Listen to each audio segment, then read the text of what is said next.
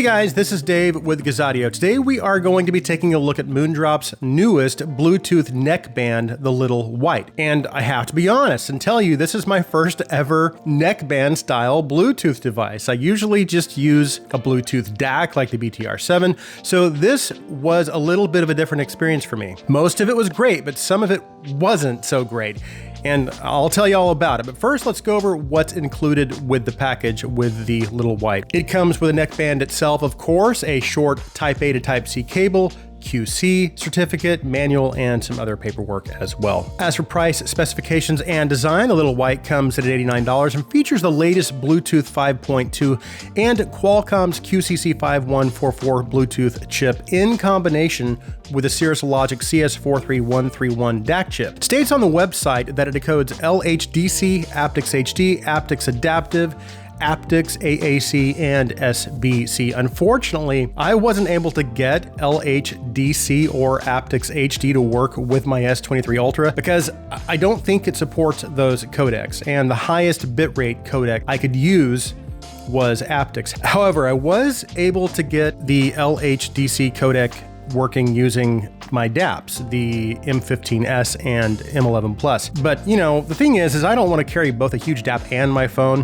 when I go on a walk, so it is a little inconvenient, which, you know, it kind of defeats the purpose of the Little White. It's not the Little White's fault necessarily, in my opinion. I know my S23 Ultra can decode LDAC, so I do wish the Little White supported that codec, but maybe that will come in a future update. As for additional controls and functions, the Little White can be used with the Moondrop Link app.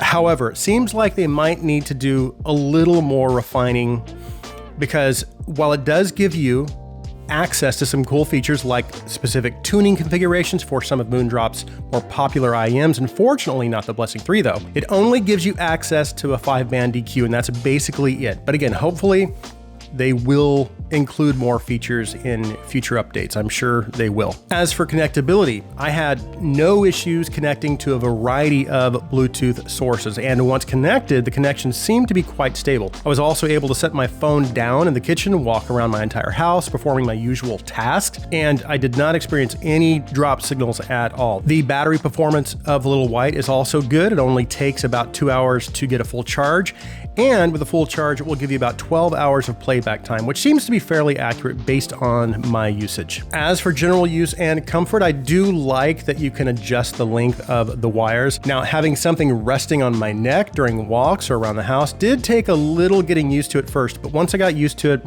I was fine, and generally my experience overall was good.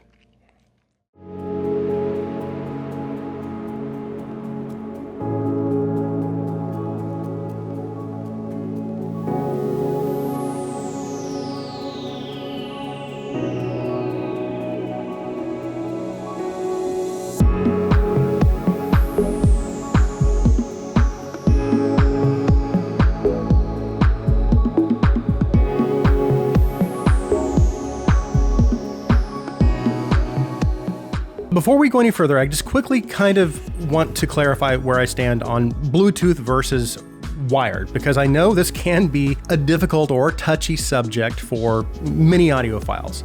I know it was for me for a while, but the fact of the matter is that Bluetooth is getting better all the time. And while we may not be there yet, at some point, Bluetooth audio will catch up and it will be indistinguishable from wired audio. But like I said, even with codecs like LHDC, LDAC, aptX HD, I don't think we're quite there yet. But again, we are getting closer all the time, and I am definitely finding myself being able to enjoy Bluetooth a little more lately. Of course, I still do almost all of my listening with wired connections, but there are lots of times throughout a given week that, depending on what needs to be done around the house, or if I just want to take my dog on a walk, I may need to opt for a wireless solution. And it wasn't long ago that I would just assume not listen to music at all, then use Bluetooth. But as I said, that is changing. Now, as I go through the review, I will touch a little bit more on some of the reasons why I still prefer wired over wireless. But in regards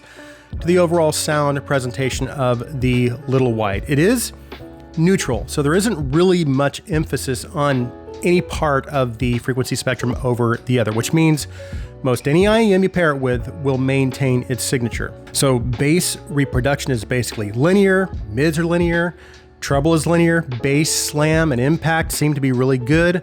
I also felt like the mid-bass texture and overall mid-range clarity is good and even very good for a Bluetooth device. But one of the things that's kind of important to me is instrument naturalness, and instruments did sound pretty natural.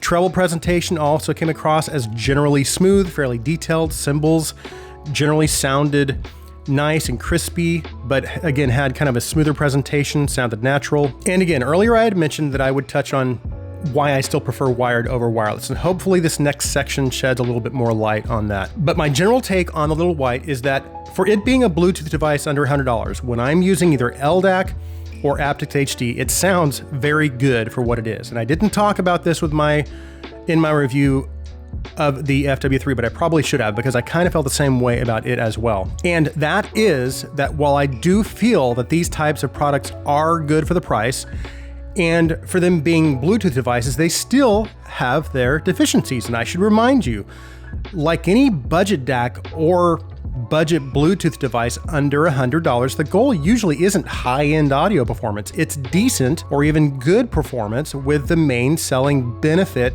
or selling point being convenience. And besides my issue with me not being able to play the certain codecs with my S23 Ultra and also the Moondrop Link app maybe needing some refinement, the Little White gave me everything that I could hope to get with this type of device. And the sound isn't just okay or even decent. Again, when paired with my higher end IEMs, I was able to enjoy good audio quality to the point of not being distracted by any of its deficiencies, which is the most, again, that I can expect from this type of device. And just to be clear, the areas that I did notice the deficiencies were in your typical areas with Bluetooth. That's in transients, detail retrieval, and just general separation. But Bluetooth may not be entirely to blame for that, although I do feel it plays a significant role. It could have also been the DAC amp combination, because I definitely notice a significant improvement and jump up in quality when I compare the Little White to my topping E70 Velvet and L70 stack, because the E70 Velvet has Bluetooth and it encodes LDAC,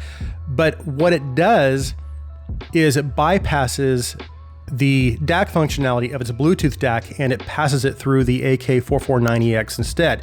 So the Bluetooth of the E70 Velvet is very good. But to summarize my experience with the Little White, the bottom line is, in terms of sound quality, it met and even exceeded my expectations. And again, despite my issue with the codecs and with the app, the Little White gave me everything I could hope to get from a device like this. So that concludes my review of the Little White Bluetooth neckband. If you are new to the channel and you like our videos, please take a minute and hit that subscribe button. And if you want to go a step further, you can also support us through our Patreon. I'll be sure and leave a link in the description. Thank you guys so much for taking the time to watch this review. Please like this video. Please share this video.